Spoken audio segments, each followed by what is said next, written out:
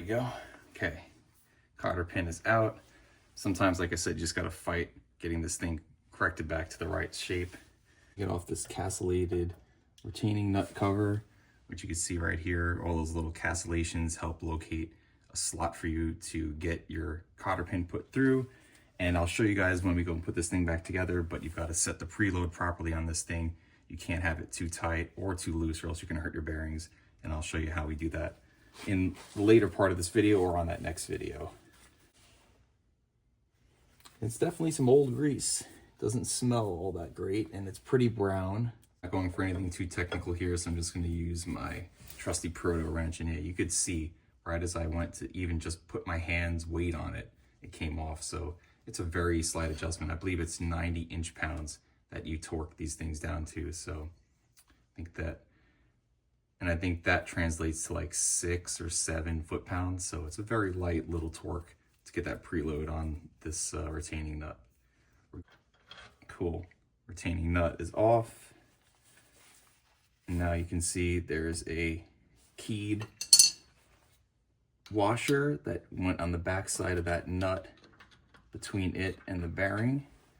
Talking about right here is that little key, which lines up with this little groove here machined into the spindle. Now, you don't actually have to pry these out, because once I go and pop this thing, the bearing will come out with it, but I'm just gonna get a part number real quick.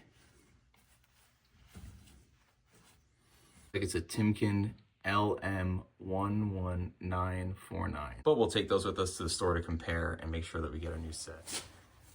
All right, get all that crud off of there. And as I wiggle the drum forward, you saw that bearing kind of walk itself out. So here's a great chance to grab it. And yeah, you could see thing is got some dirty old grease on it, and there is a noticeable huge amount of slop in there. Yeah, look at that. All of those tapered roller bearings. There's a lot of play. Definitely a good reason that we're doing this, to get ourselves a replacement on these, because that would create a lot of slop in the wheel and the way that the car is kind of driving and handling, and also lead to excessive heat in these bearings. So put that down there, and off comes our drum. The inner bearing is still going to be packed inside here, and there's a seal here on this backside, so we'll have to get a new seal, and that'll do it. And looking here on the front, on the inside, it's really clean. That surface is really, really nice. Let's get a measurement and take a look. Let's compare our